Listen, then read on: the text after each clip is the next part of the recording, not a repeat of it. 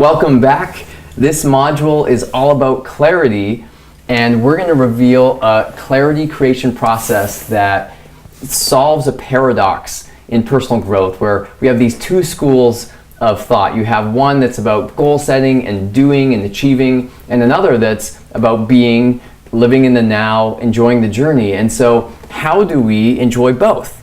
And so we're going to get into a process of how to do that, how to plan while being present. And the secret is reducing the amount of desires you have, not just adding more goals to your list. So I'm here with Sanjeev Sidhu. Why don't you take it away, Sanjeev? Great, awesome. Thanks so much for all the discussions we've had on clarity. And you've played a big role in shaping my view. You've been a coach in this area, a teacher in this area, together with your dad, who have the opportunity to meet, and your mom. They're both coaches in this area, so it's been a real pleasure working with you and learning from you. Sure, So, it's been a lot of fun. I think we're taking clarity to a completely new level in the personal growth industry. You know, there's lots of traditional goal setting and approaches to clarity, and I'm really excited to share this because I think it's truly unique. Great. So look forward to just diving in and look forward to doing this together. All right. Right, so let's go back to Tom. So Tom's in the ditch, and Tom needs the 5 muscles. Once again, it's the awareness, it's the balancing, it's the clarity. It's deliberate action for D, and E for empathy. So today's the time for talking about clarity. And again, it helps a lot if he has good awareness. He knows what's happening to him, particularly if he's very scared, if he's overcome with anxiety. And he has the balancing techniques that we discussed in a previous discussion or a previous module. Which means his emotional state now should be more in the direction of all is well, right? He's Yes. not as reactive to his ditch situation. He's more in a balanced state. Right. Now the question becomes, to get out of a ditch, what else do you need? Do you need a strategy? Do you need a plan? And clearly my argument is yes. And he's helped if he has a plan.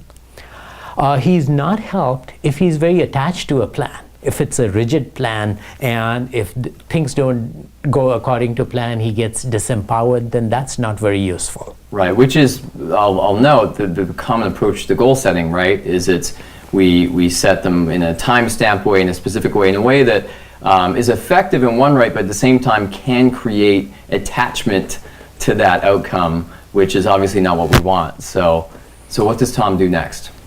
So let's talk about what's happening to Tom. He's probably very thirsty. He's probably very hungry. He hasn't eaten for a few days. He's wanting to get out of there very fast, and a lot of other things happening. And there are various ways to get out of there. He can build stairs, as we talked about. He can throw stones, hoping somebody notices. So there are many possible strategies. He's tired. He could probably take some rest. And usually what happens to us is we start scrambling if we don't have a good strategy or a plan. If there's no map, we turn left once, we turn right there, and we don't get anywhere. So Tom's probably thinking he's lying down to rest, then he's thinking maybe I should find some water, then he thinks he should find food, then he thinks he should try to climb out. And then his energy is going in all these different directions. He's feeling the pressure of that, and he's really not going anywhere, right? That's right. Right. And our lives are similar, and a lot of you participating in this are facing that. You have an intention of working on V2, be empowered despite circumstance, but you have many fires. Many buildings are on fire, and you have to attend to many of the fires that need urgent attention. So that's our challenge. Most of us have many buildings on fire, and we are frantically trying to put all the fires out, and sometimes just sprinkling a little water here, a little water there, etc. And many times all our energy gets consumed, but more importantly, all the buildings get burnt, right? So part of clarity is, when you have many fires on, many buildings on fire, is there a better way?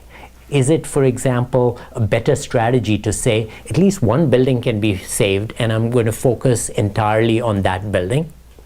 And when you focus on that building, instead of carrying water in small cups, is it better for you to take a break, check out, and say, there's this big hose I can connect to a fire hydrant? Should I go connect that? And instead of jumping back and forth, bringing water in a small cup, which may save one room in the building, can I save the whole building?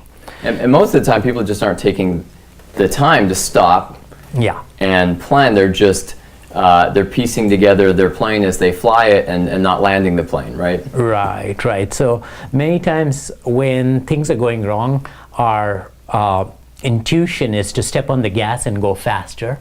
Many times you actually have to slow down, and slowing down is a better strategy. And clarity allows you to see clearly whether you should be stepping on the gas or whether you should be slowing down and doing something else. For example, if you need to swim across the ocean and don't know how to swim, is it better to take some time and learn swimming such that you use less energy?